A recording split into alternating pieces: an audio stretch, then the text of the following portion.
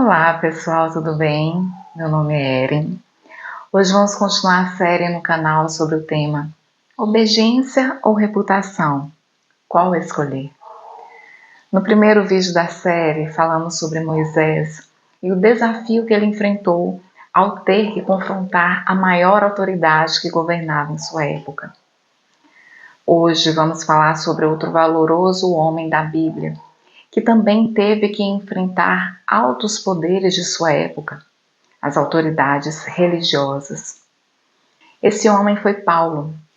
Paulo não apenas teve que enfrentar as autoridades religiosas de seu tempo, mas ele teve que ir contra o grupo a qual ele mesmo fazia parte e era um de seus fortes representantes. Antes de sua conversão a Jesus, Paulo tinha por nome Saulo. Saulo de Tarso pertencia ao grupo dos fariseus. Esse grupo, além de apregoar doutrinas e ditarem regras de fé e comportamento, também era um grupo temido, como Paulo nos diz em Atos 26.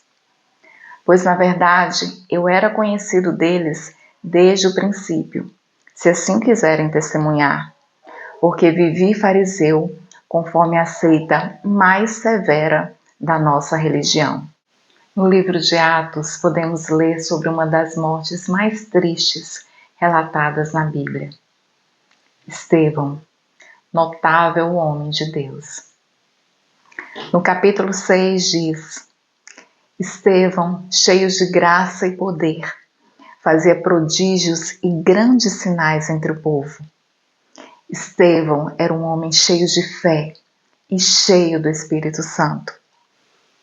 Alguns religiosos arquitetaram uma armadilha para Estevão e, através de subornos, falsas testemunhas, falsas acusações, levaram Estevão para ser julgado no Sinédrio e ali o condenaram à morte por apedrejamento. Em Atos 22, 19 a 20, Paulo admite: Senhor, eles bem sabem que eu encerrava em prisão e nas sinagogas açoitava os que criam em ti. Quando se derramava o sangue de Estevão, tua testemunha, eu também estava presente. Consentia nisso e até guardei as vestes dos que o matavam. Além de consentir com a morte de Estevão, Saulo era um dos mais eficientes executores de seu ofício. Ele prendia, perseguia, oprimia. Ele era o terror dos cristãos. Mas isso foi até o dia em que ele caiu. Não sei se ele literalmente caiu do cavalo, como alguns dizem, mas a Bíblia diz que no seu encontro com Jesus, ele caiu. Ele caiu, mas não ficou prostrado. Ele se levantou para uma nova vida. Agora não mais como perseguidor de cristãos, mas como um dos maiores representantes do cristianismo que já tivemos na história. Se Paulo era eficiente e atuante quando pertencia ao grupo dos fariseus, mais eficiente e sedento por resultados ele se tornou quando passou a pertencer a Jesus. Agora, seu compromisso não era mais com nenhum grupo ou seita religiosa, não. Seu compromisso agora era em estabelecer o reino dos céus na terra. E de forma eficiente e incansável, ele pregava, seja pessoalmente, seja por representantes, seja por seus escritos. O Novo Testamento da Bíblia, a maior parte dele foi escrita por Paulo. Mas para que isso acontecesse, ele teve que romper a aliança com um dos mais poderosos grupos de sua nação, as autoridades religiosas a qual ele fazia parte. Esse grupo não era qualquer grupo religioso, não. Era o grupo em que Paulo tinha amigos, tinha aliados, tinha influência. e eles eram respeitados na sociedade. Essa seita, além de violenta, ela era poderosa e influente. Eles não apenas arquitetaram e executaram a morte de Estevão, não. Eles foram também os responsáveis pela morte do maior rei que já tivemos na terra, o Rei Jesus.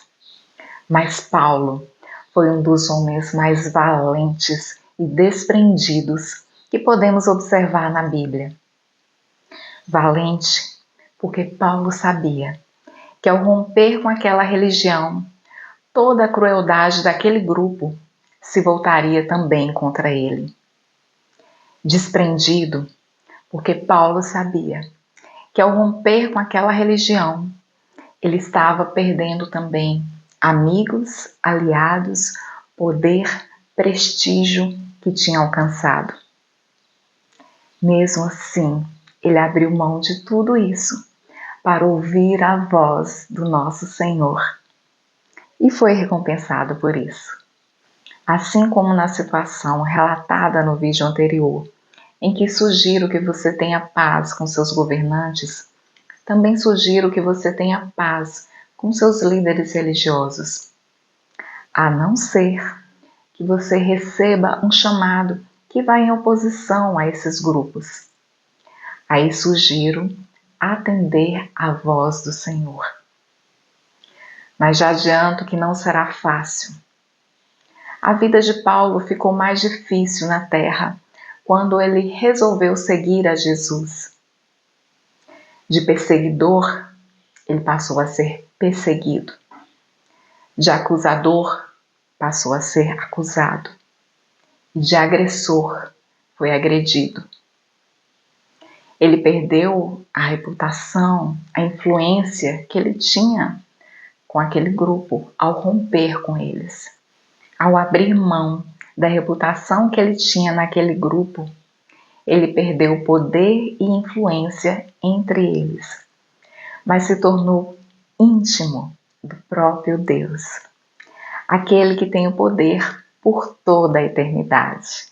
E a reputação que Paulo tinha perante os fariseus ficou pequena, perto da influência que ele recebeu no decorrer dos séculos, ao entrar em milhões de lares através de seus escritos. Lembrando que a Bíblia é o livro mais lido do mundo. Se Paulo foi capaz de honrar a Deus acima de amigos e aliados religiosos, mais capaz de honrar é Deus, colocando tantos escritos dele em sua palavra, em seu livro. Isso é porque Paulo tinha mais conhecimento do que todos? Acredito que não. Se fosse assim, por mero conhecimento, o honrado com tantos livros na Bíblia teria sido o mestre dele, Gamaliel, e não Paulo. Mas Paulo foi honrado dessa forma, porque ele preferiu obedecer à voz de Deus do que manter a reputação perante os poderes religiosos passageiros da terra. Caso Deus te convoque para uma missão, que você tenha que romper até mesmo com algum grupo religioso, não tenha medo. Seja forte e corajoso.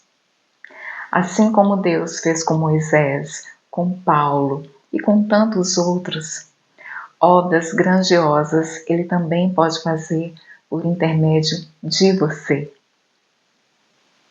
E lembre-se, os desafios que acompanham as missões dadas por Deus costumam ser fora do ordinário, fora do comum.